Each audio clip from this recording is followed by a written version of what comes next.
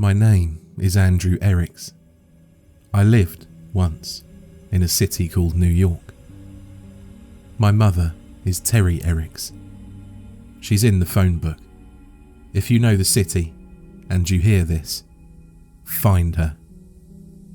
Don't show this to her, but tell her I love her, and that I'm trying to come home. Please. It all started when I decided, around the time that I turned 25, that it was time for me to give up taking my backpack into work. It would make me look more mature, I thought, if I weren't lugging around a book bag everywhere like a high school student. Of course, this meant that I had to give up reading in the subway in the mornings and afternoons, since I couldn't quite fit my paperbacks into a pocket. A briefcase would have been out of line, since I was working in a factory, and messenger bags always seemed a little, I don't know, fruity to me. Too purse-like for my liking. I had an MP3 player, which helped pass the time for a while, but when it broke, it was shut down at the end of every song if I didn't skip to the next track manually. I gave that up too.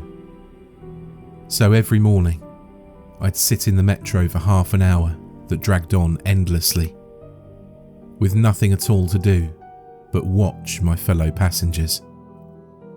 I was slightly shy, so I didn't like to be caught at it. So I'd surreptitiously watch people. Interestingly enough, I quickly discovered that I wasn't the only person in the world who was uncomfortable in public. People hid it in various ways, but I learned to see through them. I divided them up into categories in my head. There were the fidgeters, who couldn't get comfortable, constantly moving their hands, shifting their weight, moving their legs closer to the bench, and then further. They were the most noticeably nervous types.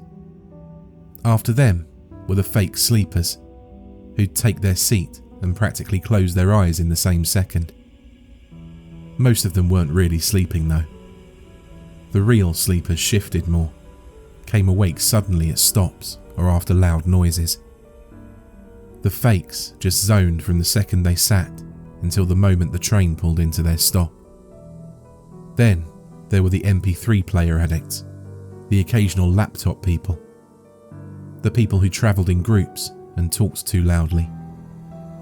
The cell phone junkies were either very popular or just completely unable to shut up for more than 2 minutes. Just as people watching was threatening to get unbearably boring, I found my first enigma. A middle-aged looking man, brown-haired, average size and weight, and dressed casually.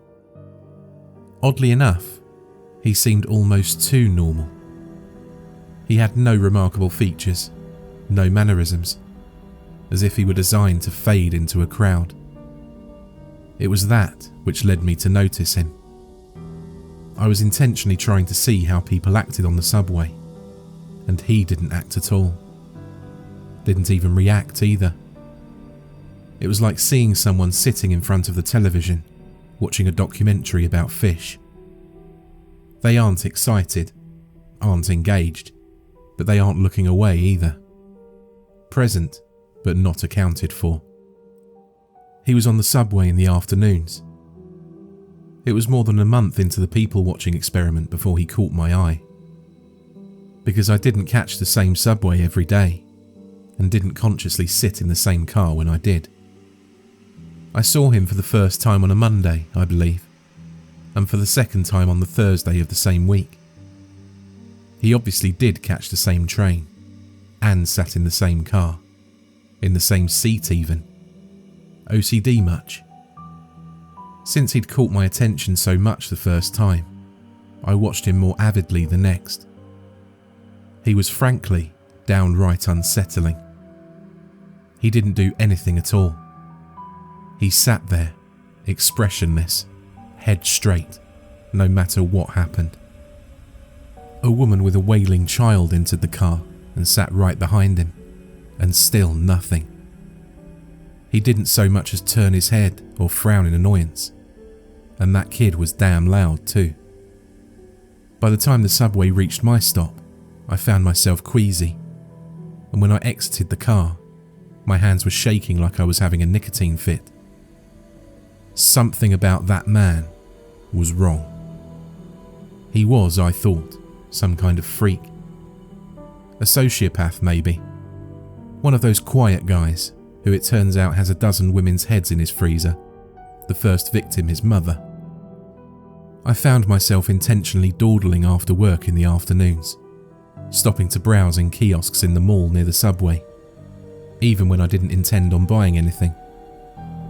For a couple of weeks, I avoided catching that subway, and when I found myself at the stop when it was pulling in, I made sure to choose a train as far from the one I'd seen him in as possible. Then, one morning, I saw another person who set off the same warning bells in my head. A woman, just as plain looking, just as out of place in the hustle and commotion around her. The moment I recognised her, I realised later, was when my obsession began. My people watching, which began as a bit of a hobby to stave off boredom, became something of a religion to me. I couldn't enter a subway or ride a bus without finding myself examining everyone, filling out a mental checklist in my head. Plain clothes of solid colours, no brands, check. No expressions, no casual glances out the window or towards other passengers, check. No bags, purses or accessories, check. Check, check, check. We've got another. I started calling them the strangers. I didn't see them every day, even after I started taking the metro more than I had to, even when I found myself riding buses out of my way in the evenings. But they were there, often enough. Seeing one would set my teeth on edge, make my palms sweaty, and my throat feel dry. If you've ever given a speech, you might recognise the feeling. Even though they didn't pay me the slightest bit of attention, I felt like I was on display for them. I could see them, plain as day. How could they miss me? They didn't know, not in any way that I could tell. And when, eventually, my curiosity overpowered my fear, I decided to follow one. I chose the one that I'd found first, the man in the afternoon subway who always kept the same seat. I got on and took a seat behind him. We rode to the end of the line, and he rose and walked out before I did. Keeping distance between us, I tailed him, but he didn't go far. He took a seat on a nearby bench, as expressionless as always, and I turned a corner and waited, trying to look nonchalant. After a few minutes, the next metro arrived, and I watched him enter it and saw him take the same seat. I couldn't find the nerve to follow him again. He hadn't gone anywhere. He just rode the metro to the end of the line, and then what? Rode it back. What possible reason would anyone have for that? It nagged at me, long after I'd rode a later train back home and tried to get some rest.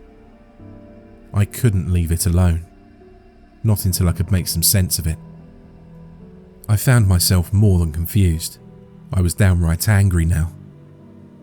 Why was this uncanny being, this almost inhuman person, riding subway trains back and forth, going nowhere? The mind, I once read, recoils from certain things, because the very sight of them is an affront. Spiders set it off in a lot of people, particularly great big ones. They just look wrong to us, alien. That was the effect the strangers were beginning to have on me. They offended my senses. I followed him again the next day, and again the day after that.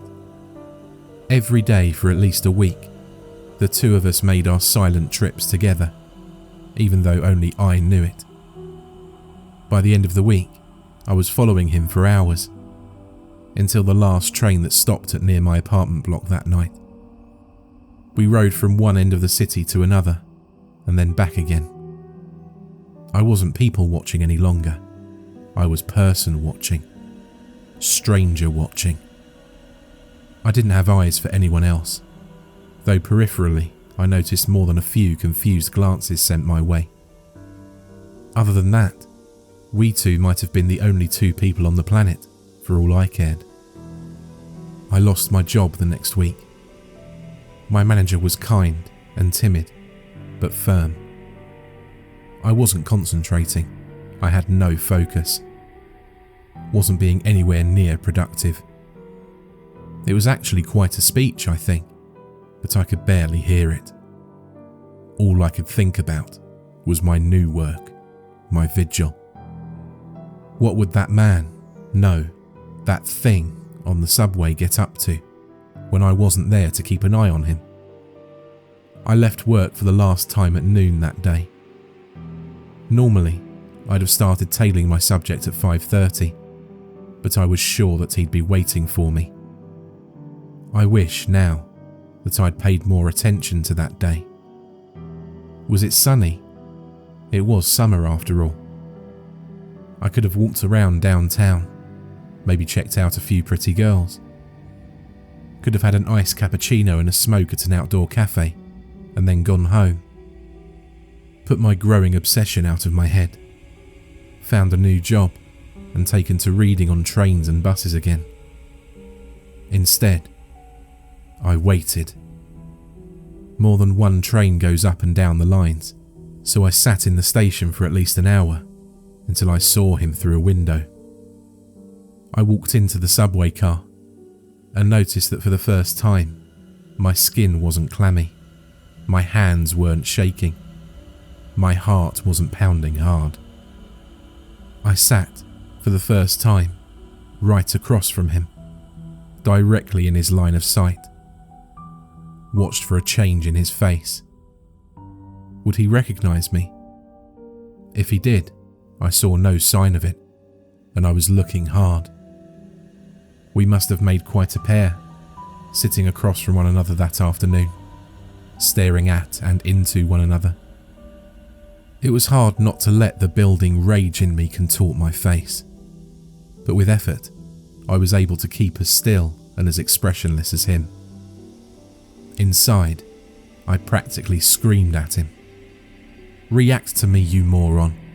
See me, damn it. I know what you are." I didn't though, and my silent demands weren't answered. Not the first trip around, or the second, or the third, or the 10th.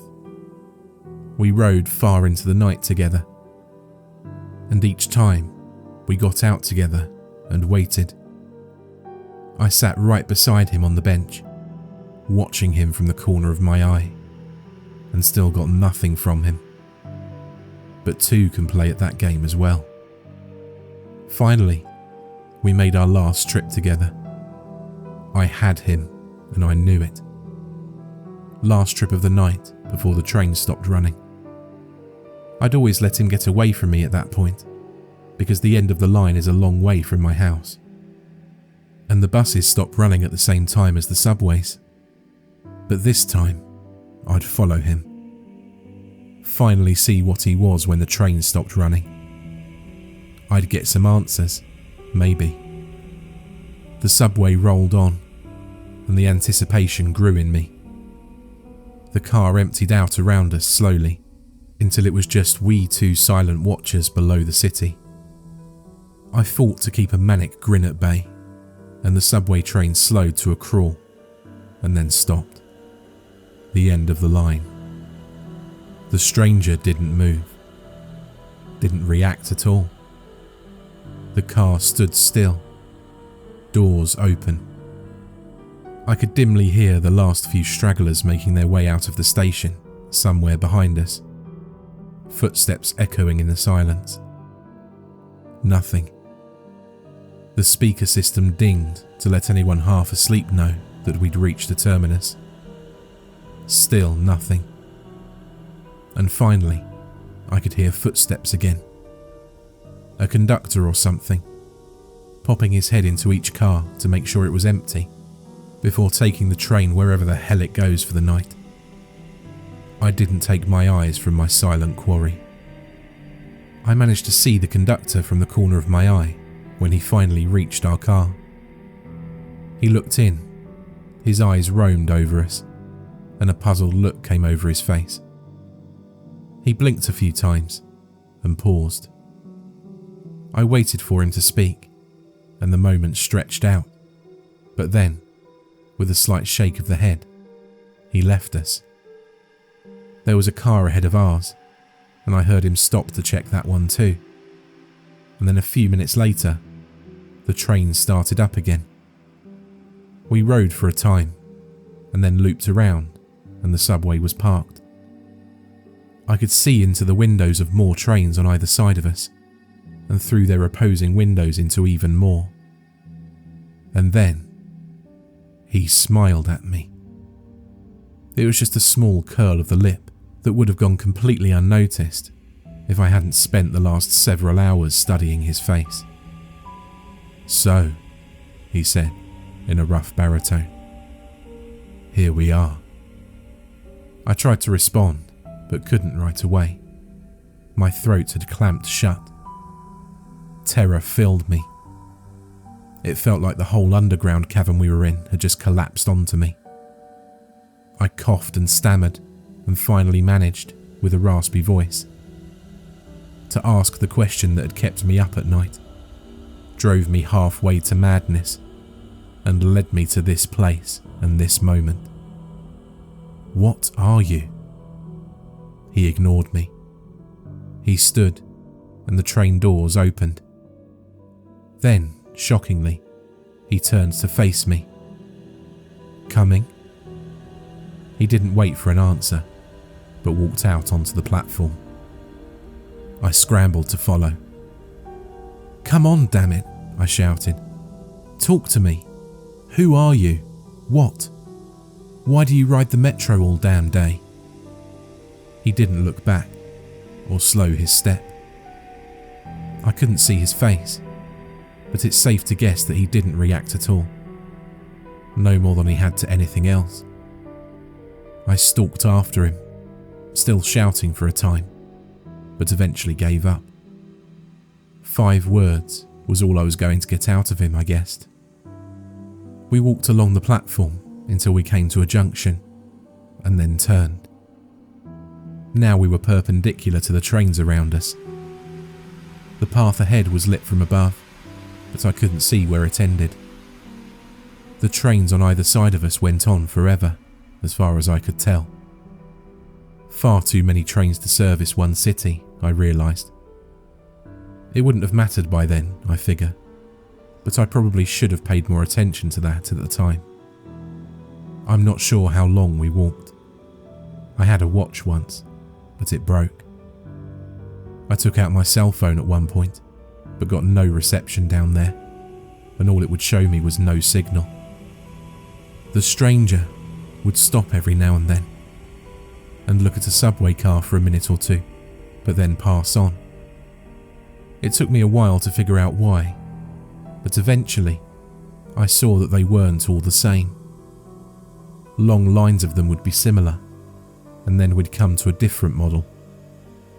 It'd be a little larger or smaller, or have a slightly different shape. The cockpits, or whatever you call the front part where the conductor sits, was superficially different as well. I didn't and I don't know what exactly he was looking for, but eventually he must have found it, because we turned again, and the subway doors opened when my impromptu guide stopped in front of them. We entered and took our seats. "Are you willing to speak now?" I asked him. No answer. I sighed with frustration and seriously weighed the pros and cons of punching him right in the face for a time, when suddenly the lights in the car came on and I heard the engine starting up.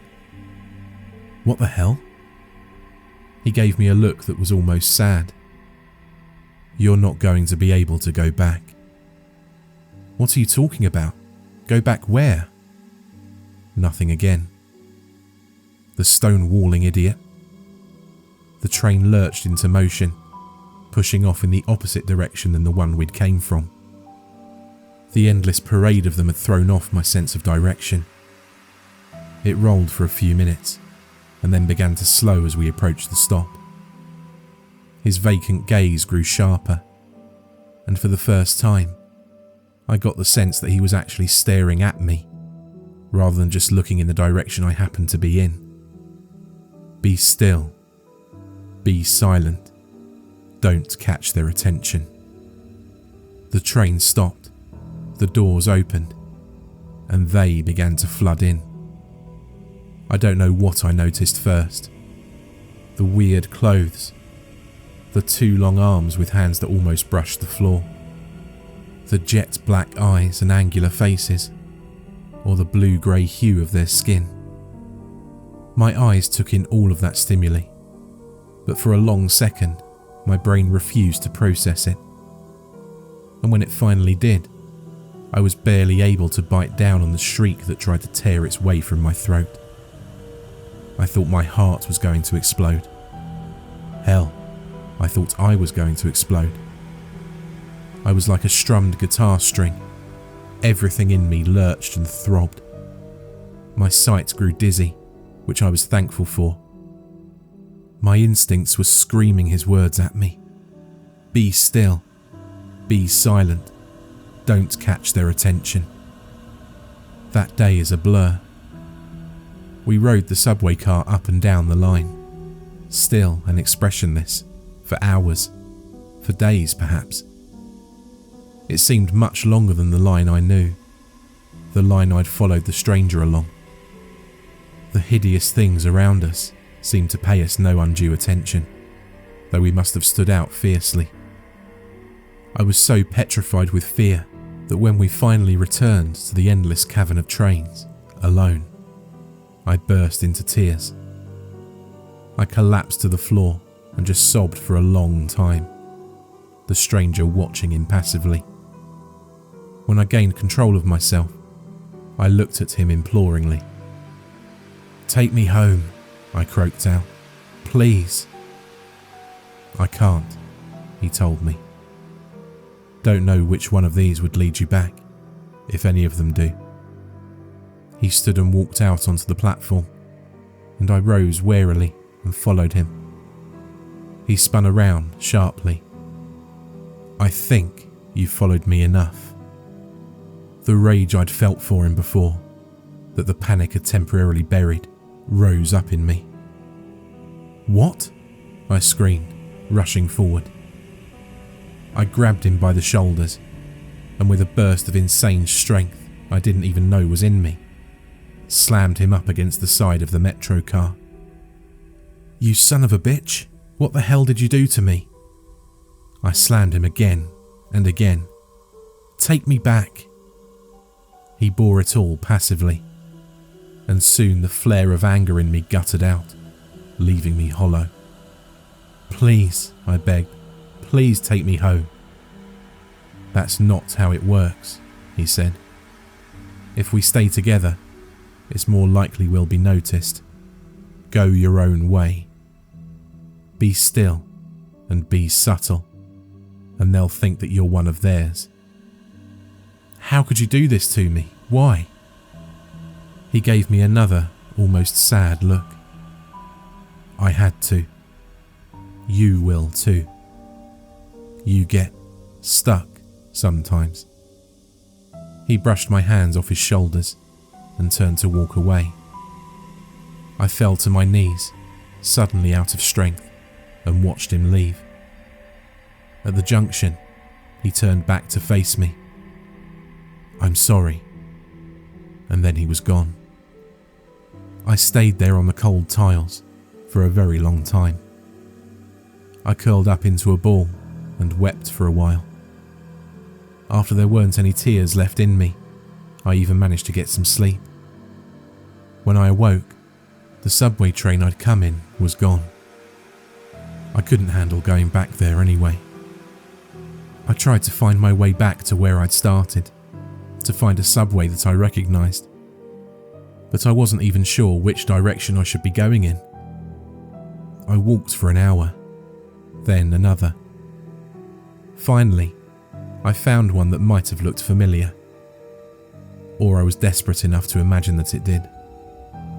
When I stepped up to the door, it opened for me and I took a seat. It started up, and in spite of being a lifelong agnostic, I prayed my heart out. The train slowed to a stop, the doors opened, and for a second I thought I was saved. People, human beings, I'd be the most devout man in the world. Then I noticed the eyes, specifically the third large eye in the centre of their foreheads. Well, screw you then, God, I thought. They were easier to take than the last bunch though, and I was thankful for that. The third eye blinked independently of the other two though, and that was nauseating. And when one of them smiled, or laughed, or spoke with another, I couldn't help but notice that their teeth were sharp and misshapen, and yellow-green with filth. But if I was careful and selectively blind, I could pretend for a stretch that I was home. Until one of them entered with a sandwich in hand, and I realised with a start that I was starving and hadn't eaten or drank in what must have been days. The next terminus I came to, I decided to try and find something to eat or drink. I don't know why I waited, but it seemed important to ride to the end of the line. I got there and could barely bring myself to leave. I'd never seen the stranger leave the underground. I'd never seen him eat or drink either. My stomach wouldn't take no for an answer though. I steeled myself and tried to keep my face carefully neutral, and made my way out into the station proper. And then I got confused. I was looking for escalators or stairs or something like that, but all I saw was holes in the ground, the walls and the ceiling. Gaping, irregularly sized holes, like I was in the middle of a beehive. What was I supposed to do? Leap into one? It didn't make any sense to me, not until someone came through one. He floated up through the floor, and then floated by me. He frowned for a second, or at least I think it was probably a frown. But apparently whatever kept them from recognising me as alien in the subway extended at least this far. It didn't, unfortunately, allow me to levitate, which seemed to be the only way out of the subway station beehive thing. Swearing, I made my way back down to the tunnel. I was angry, lost and starving, and I'd been abandoned to a fate that, if it wasn't worse than hell, was at least twice as stupid and 3 times as nonsensical. I wasn't in the best frame of mind, which I feel excuses the mistake. Normally, I take corners with a wide berth, because everyone knows that if you just dart around a corner sharply in a public place, chances are decent that you're going to walk right into someone. As I did. I slammed into someone, a woman, and fell to the ground. Without thinking, I reacted like any New Yorker would, badly. Jesus, you stupid moron, watch where you're going. I realised my mistake even before she did. Her eyes grew quizzical and confused, and when she really noticed me, they bulged with horror. She leapt, floated, quickly, back from me, and let out something scream-like. A little more yowly than I was used to, but I got the point. Further down the tunnel, I saw alien, 3-eyed heads turning towards us. I thought, suddenly, about all of those sharp, filthy teeth, and just like that, I was running. The subway train wasn't there, but there was a walkway along the tunnel, for the repairmen, I assume. That's who'd use it where I'm from anyway. I took it at full speed, and just kept running until each breath felt like getting stabbed. I stopped, panting, and looked back. The tunnel had curved, so I couldn't see the light any longer, but no one appeared to be following me. Going back, though, was not an option. I continued forward in the dark for a long time. Eventually, I came to a small opening in the wall and stopped there for a rest. Hunger, despair, and a full-speed terrified run had all left me absolutely drained. I probably would have wept again, which seemed to be all I was capable of lately, but it just seemed like too much work. I sat against the wall, legs splayed out, and imagined I was beating that bastard stranger to death with a hammer. It was a relieving image. A rat was shuffling around nearby in the dark. Every so often, I'd kick out a foot to scare it away, but after a time, I didn't even bother with that. Rabies or any other disease it might be carrying would be a blessing compared to endless travelling through the subways of strange worlds, lost, destitute and alone. When it crept near me again, I didn't shoo it off. Even when it reached and pressed against my leg, I couldn't bring myself to care. Not until a train passed by, and the lights of its cars lit up the area, and the thing I thought was a rat. It was rat-like, yes, but not as much as it was spider-like. If someone had bred the two of them together, the resulting abomination might have been almost as horrible as the thing nuzzling my leg. I shrieked, flung myself up from the floor, and booted it like a soccer player would, right into the opposite wall. Its back made a sickening crunch, and I watched it twitch out its last before the final car passed and the darkness returned. And in the darkness, a terrible thought came to me. I wondered if it was edible. I didn't want to, and I gagged just imagining it, but I was hungry, and there was no guarantee I'd be able to find food in this place, or ever again. Rat spider was my only option. I held off as long as I could, but in the end, survival trumped squeamishness. I had my lighter, but nothing to light on fire. I picked meat off its carcass and cooked it a little by holding it over the flame, but it didn't help much. Nothing could have. Its meat was foul, more foul than anything you can imagine. I've been that desperate for food since, and eaten many questionable things, but nothing has ever been as bad as rat spider was. In retrospect, that is when I became a stranger. Before, I'd struggled to reach that expressionless state the other had maintained. What I'd taken for calm was numbness. A sharp rock thrown in a river will over time have its edges rounded off by the water beating over it. And what I'd gone through had done the same. Tearing up and eating a monster in the dark, below an alien world, the last of my edges smoothed. By the time I left the darkness and came back into the tunnel, I was as expressionless and empty as the one who'd led me here had ever been. That wasn't the worst of it though. The worst came later, the first time I got stuck.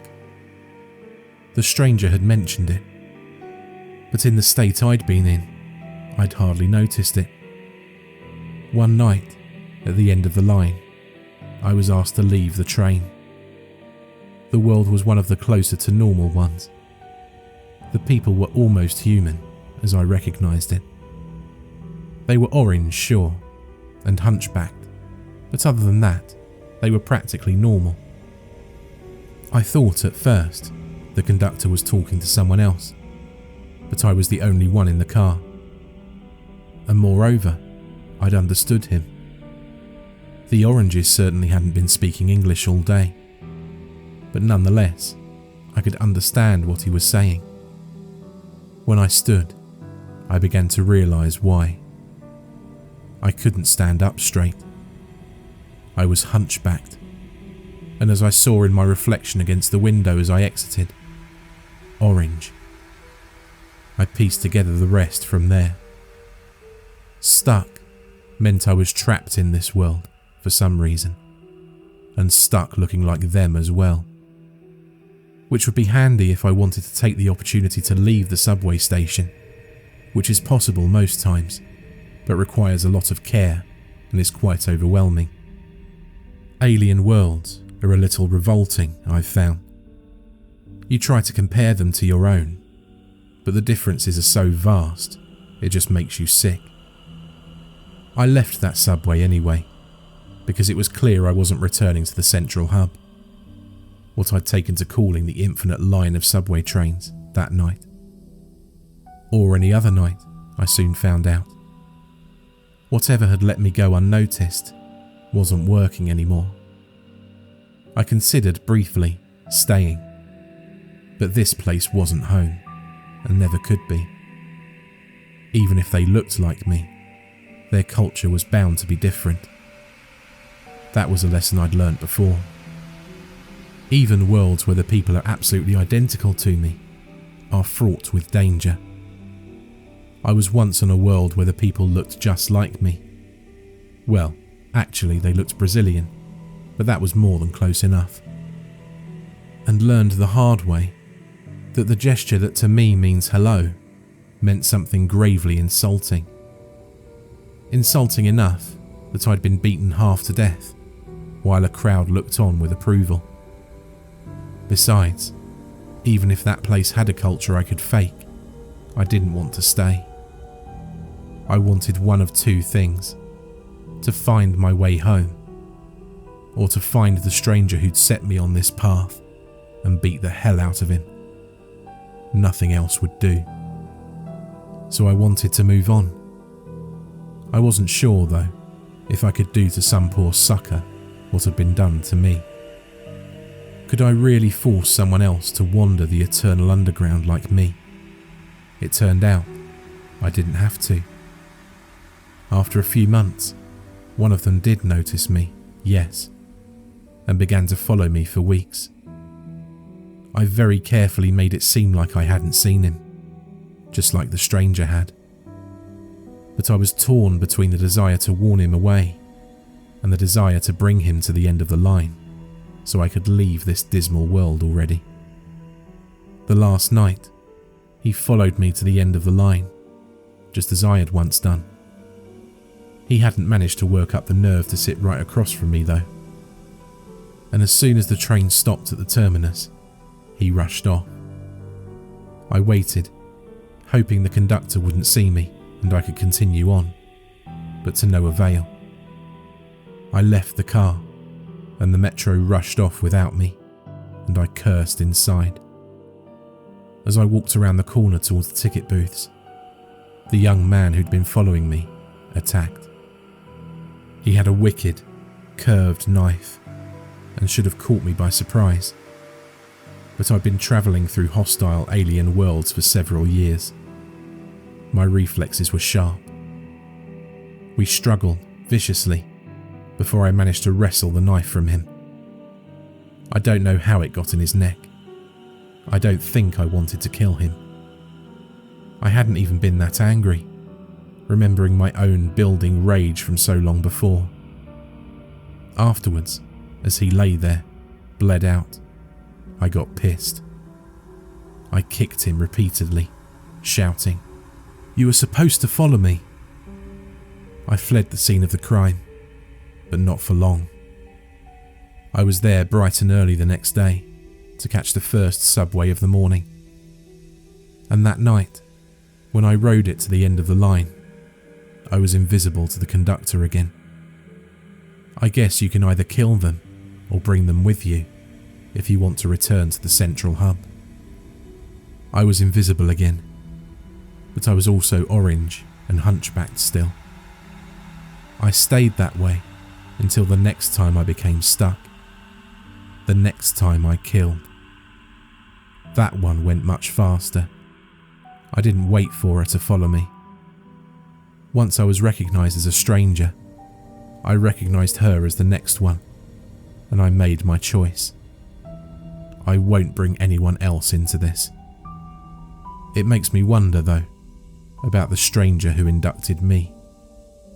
I wonder what he originally looked like, and whether he knew he could have killed me. I wonder too about the others I saw back home, and the rare few I come across since I left. Do they kill them and take them? And whichever one they choose, do they consider it a mercy? I can't bring myself to talk to them, to ask.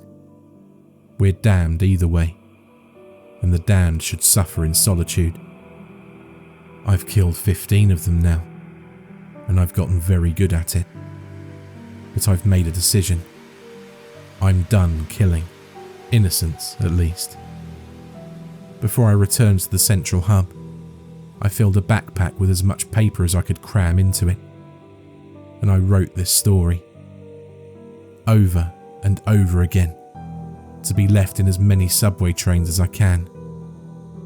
A couple thousand messages in bottles, cast into a sea of steel rails. This is a request and a warning. My earlier request was that you find my mother and tell her a lie. It's a white lie, don't worry. Tell my mother that I love her and that I'm trying to come home. It may give her some hope or a small measure of peace. I wish it was true, too. But here's the thing. I've been thinking of myself as like Odysseus, lost and adrift, looking to return to familiar shores. But I'm not lost at sea. I'm lost in endless tunnels, the labyrinth. The difference is important, because labyrinths are designed, built. Someone or something made this impossible place, and they must be held accountable for what they've done to me. They cast me as Theseus, not Odysseus, but I won't play that part any longer either. The strange rules of this place have turned me from the human I began as into something else, and then something else again. They've made me a monster, and so I'll be the Minotaur of this labyrinth. And if I can, I'll tear it down around me and destroy those that built it. My warning is that you should be very wary in public places of silent, expressionless men and women. Keep your distance. They may kill you, or they may do worse. If you see them, run far and fast. And even more importantly, I warn you, I beg you, don't ride the train to the end of the line.